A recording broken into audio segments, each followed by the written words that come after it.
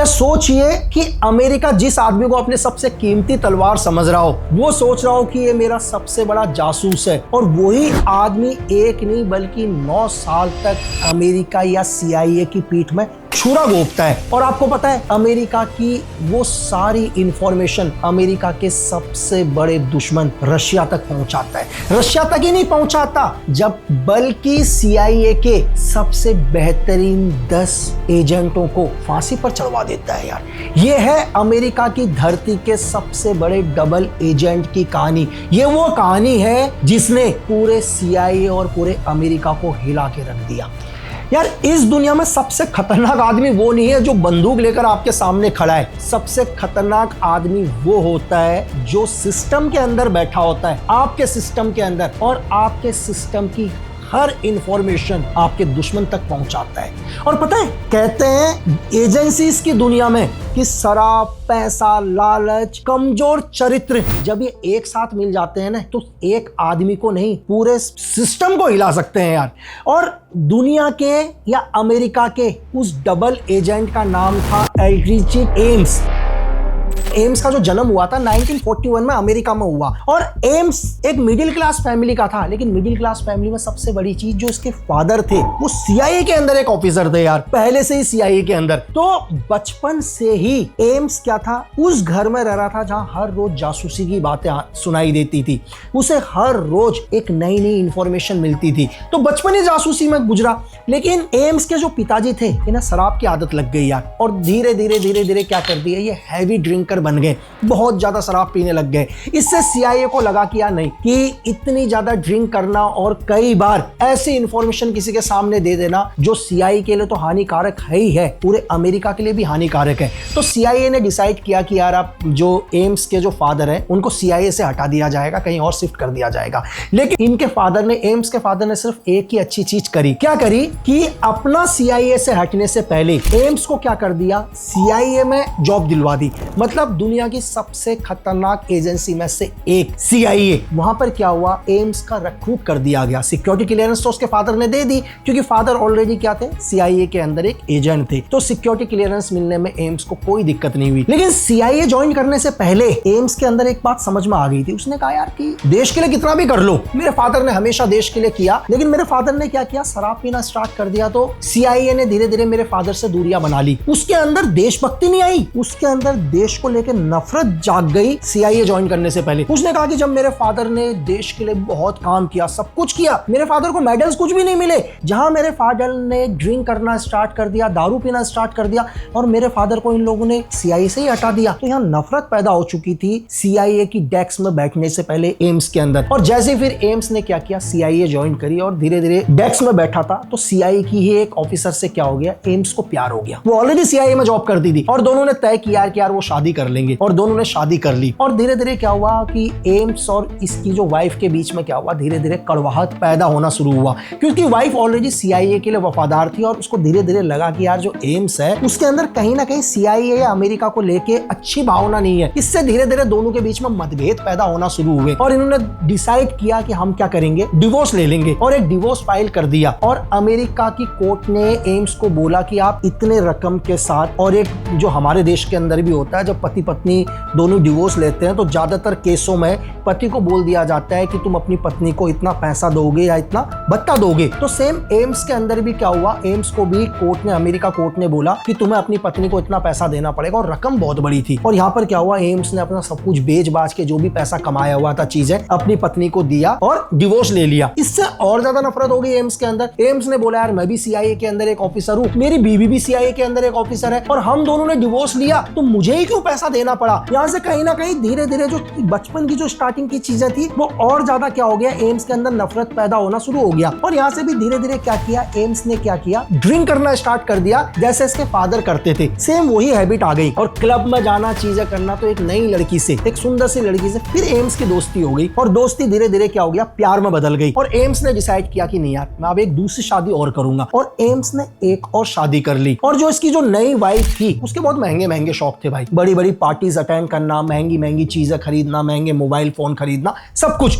तो एम्स के लिए बहुत मुश्किल हो गया। अब एम्स ने कहा मैं इतना पैसा कहां से लाऊं, लेकिन अपनी वाइफ को बहुत प्यार करता था। एम्स ने कहा कहीं ना कहीं तो कुछ तो करना ही पड़ेगा। और एम्स धीरे धीरे अपना काम भी ईमानदारी से, इंटेलिजेंट तो था ही, आईक्यू लेवल बहुत हाई था, फाइलों की डिटेलिंग अच्छे से करता था, रिपोर्टिंग अच्छे से देता था, नेटवर्क अच्छे से स्ट्रॉन्ग कर रहा था, जितने भी कोविड ऑपरेशंस थे उसकी इसको हैवली जानकारी थी। तो सीआईए ने एक चीज कहा कि यार नहीं, अब हम अपने एजेंट को क्या करेंगे, फॉरेन फील्ड के डेस्क में बैठा देंगे। तो पहली बारी जो एम्स है उसको डेस्क से हटा के क्या किया, एक फॉरेन डेस्क में बैठाया। और उस टाइम दुनिया के अंदर दो देशों के अंदर वॉर, कोल्ड वॉर चल रहा था यूएसएसआर और अमेरिका के बीच में। और दोनों के अंदर एक ही चीज था, अमेरिका क्या करता था, अपने एजेंटों को केजीपी के अंदर भर्ती करवाता था। मेरी बात समझ रहे हैं? मतलब लोग तो अमेरिका के लिए काम करते थे, लेकिन वास्तव में क्या थे, वो केजीपी के एजेंट बनकर रह रहे थे। मतलब रशिया के अंदर सपोज करो कि जैसे हिंदुस्तान के अंदर कोई भी दूसरे देश का कोई आदमी हिंदुस्तान की नौकरी ले ले, या हमारे आरएनडब्ल्यू के अंदर कोई दूसरा एजेंट घुस जाए और काम हमारे आरएनडब्ल्यू के लिए कर रहा हो और पूरी की पूरी इंफॉर्मेशन किसको दे रहा हो, अमेरिका को दे रहा हो, तो सोचो वो आदमी या वो एजेंट कितना खतरनाक हो सकता है, हमारे देश को कितना नुकसान पहुंच सकता है। तो ऐसे ही क्या और था कि केजीपी के अंदर सीआईए के बहुत सारे एजेंट थे जो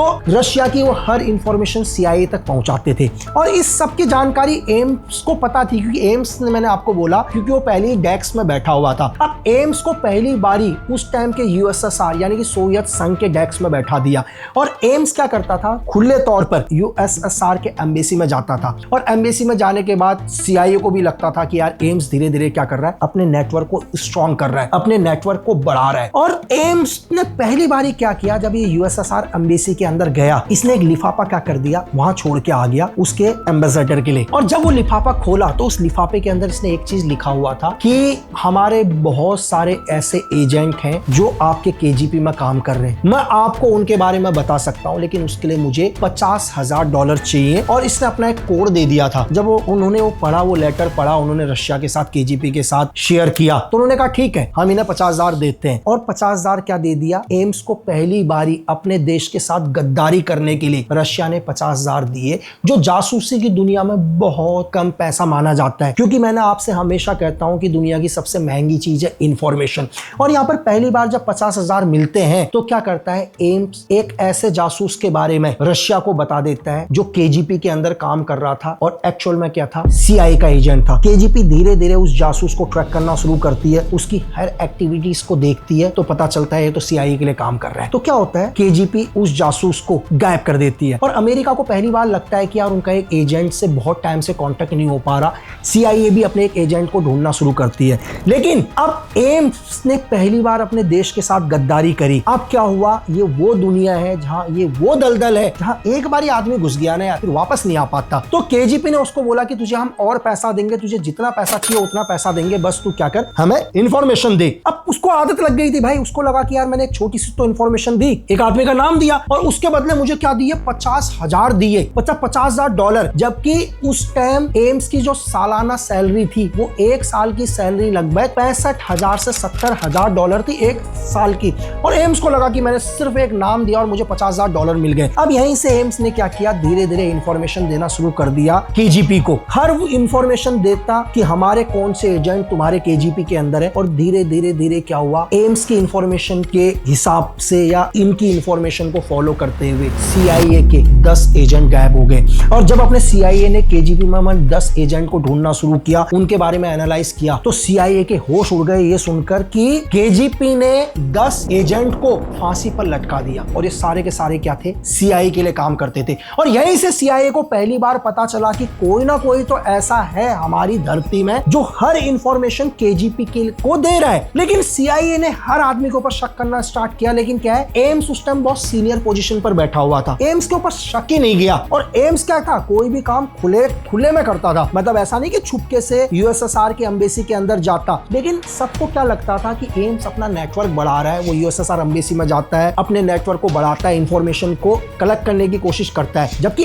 एम्स क्या करता था, इंफॉर्मेशन लेके भी आता था। इसी को बोला जाता है डबल एजेंट। मतलब रशिया जानबूझ के एम्स को वो इंफॉर्मेशन देता था जो इतना घातक ना हो लेकिन इंफॉर्मेशन सही हो। जब ये इंफॉर्मेशन सीआईए तक पहुंचती थी, एम्स देता था, तो अमेरिका या सीआईए को लगता था यार कि हमारा एक एजेंट इतना स्ट्रांग है, उसका नेटवर्क इतना स्ट्रांग है कि वो हमारे को क्या कर रहा है, केजीपी या रशिया की इंफॉर्मेशन दे रहा है। और इससे क्या हुआ, धीरे धीरे धीरे मतलब पूरे अमेरिका के अंदर या सीआईए के अंदर एम्स की एक पैठ हो गई कि एम्स यार सबसे अच्छा जासूस या सबसे बड़ा जासूस। लेकिन धीरे धीरे अमेरिका जो भी प्लानिंग करती, चाहे वो ऑपरेशन की प्लानिंग करती, कुवैत की प्लानिंग करती, कुछ भी प्लानिंग करती, वो फेल हो जाता यार। लेकिन अमेरिका को लगा कि यार हम कोई भी ऑपरेशन करते हैं वो साला फेल हो जाता, हम कुछ भी करते हैं वो फेल हो जाता है। तो अमेरिका को ये तो पता चल गया कि हमारे बीच में कोई ना कोई क्या है, भेदिया है जो हमारी हर इंफॉर्मेशन क्या कर रहा है, केजीपी तक पहुंचा रहा है। अब अमेरिका या सीआईए ने एक चीज डिसाइड किया कि सीआईए के अंदर जो भी है हम हर आदमी को ट्रैक करेंगे, चाहे सीआईए का चीफ क्यों ना हो। अब हर आदमी को क्या करना शुरू कर दिया, सर्वेलेंस करना शुरू कर दिया, हर आदमी का ट्रैक रिकॉर्ड शुरू कर दिया, A to Z देखना शुरू कर दिया। तब पहली बारी सीआईए की नजर कहां पर आके रुकती है, दोबारा सेम एम्स पे। अब वो देखते हैं कि यार एम्स ने एक दूसरी शादी करी, बहुत महंगे कपड़े पहनता है, महंगे होटलों में रहता है, और अभी अभी कुछ दिन पहले एम्स ने क्या कर दिया, $4 लाख का एक घर खरीदा है। और ये घर उसने लोन में नहीं लिया, कोई भी ईएमआई नहीं लिया, पूरा का पूरा कैश पर लिया है। तब पहली बार सीआईए को लगता है कि कहीं ना कहीं सारी की सारी इंफॉर्मेशन कहां से जा रही है, एम्स से जा रही है। अब उसने क्या किया, एकदम से एम्स को अरेस्ट नहीं किया, एम्स के पूरे घर पर सीआईए ने क्या कर दिया, ट्रैकर सिस्टम लगा दिया, डिजिटल ट्रैकर लगा दिया, इसकी गाड़ी के अंदर ट्रैकर लगा दिया, इसके कंप्यूटर सिस्टम पर ट्रैकर लगा दिया। हर एक्टिविटीज क्या करने लग गई, सीआईए क्या कर रही है, एम्स की ट्रैक कर रही है। अब सीआईए ने जानबूझ के कुछ ऐसी इंफॉर्मेशन भी क्या किया, एम्स को दी, ये चेक करने के लिए कि क्या सच में ये इंफॉर्मेशन रशिया तक पहुंचती है। उन्होंने जानबूझ के क्या किया, रशिया के एक एजेंट की इंफॉर्मेशन एम्स तक पहुंचाई। अभी अभी हमने केजीपी के एक एजेंट को और खरीदा है, और ये एजेंट भी हमारे को जल्दी अच्छी इंफॉर्मेशन देगा, और तुम तक इसकी इंफॉर्मेशन आएगी बहुत जल्दी। और सेम एम्स क्या करता है, ये इंफॉर्मेशन केजीपी तक पहुंचा देता है कि आपका एक फलाना एजेंट है, उसका कोड है, और वो भी क्या हो गया, सीआईए के हाथों बिक गया। अब तभी क्या होता है, अब इतना ज्यादा भरोसा जीत चुका था एम्स केजीपी का कि केजीपी क्या करती है, अपने ही एक एजेंट को अरेस्ट कर लेती है, इसको फांसी नहीं लगाती, इसको अरेस्ट करती है, इसको टॉर्चर करती है। और ये बात सीआईए को पता चल जाता है, क्योंकि सीआईए को पता था कि ये बात सिर्फ दुनिया में एक ही आदमी को पता थी, किसको, एम्स को। और ये एम्स से इंफॉर्मेशन कहां तक पहुंची, ये इंफॉर्मेशन केजीपी तक पहुंची। तो पहली बारी, और सीआईए क्या करती है, एफबीआई के साथ मिलकर 21 फरवरी 1994 को, जब एम्स अपनी BMW गाड़ी के साथ जा रहा होता है या गाड़ी में बैठ के जा रहा होता है, सीआईए क्या करती है, एम्स को अरेस्ट करती है, हर एविडेंस को इसके घर से उठाती है, और इसके साथ जासूसी के आरोप में इसकी बीबी को भी क्या किया जाता है, अरेस्ट किया जाता है। तो एम्स कोर्ट में अपना गुनाह क्या कर लेता है, कबूल कर लेता है। एम्स बोलता है कि मैंने बिल्कुल सीआईए के साथ या अमेरिका के साथ गद्दारी करी है, लेकिन मैं एक ही शर्त में अपने सारे गुनाह मानूंगा, मेरी बीबी को क्या ना किया जाए, अभियुक्त ना बताया जाए, मतलब इससे लंबी सजा ना दी जाए। तो अमेरिकन गवर्नमेंट इस चीज के लिए मान लेती है कि अगर तुम अपने सारे गुनाह मानने के लिए तैयार हो तो हम तुम्हारी बीबी को एक लंबी सजा नहीं देंगे। तो एम्स की बीबी को सिर्फ 5 साल की सजा दी जाती है, और 21 फरवरी 1994 को एम्स को अमेरिका की अदालत उम्र कैद की सजा देती है। तो उस वक्त से लेकर आज 2026 हो चुके हैं, एम्स आज भी क्या है, अमेरिका की जेल में उम्र कैद की सजा काट रहा है। और अमेरिका के इतिहास में एम्स से बड़ा एक डबल एजेंट नहीं आया जिसने सीआईए के 10 एजेंटों को सजाए मौत दिलवा दी, और कई कोविड ऑपरेशंस को एम्स ने फेल करवाया। और एक बारी एक जर्नलिस्ट ने एम्स से जेल में जाके पूछा कि तुमने जो भी काम किया, क्या तुम्हें उस काम के लिए पछतावा है? तो एम्स ने क्या बोला, एम्स ने बोला कि मुझे मेरे काम के लिए कोई पछतावा नहीं है, क्योंकि ये मेरा काम था और मैंने अपना काम बहुत अच्छे से निभाया, क्योंकि मैं दुनिया का बेस्ट स्पाई हूं।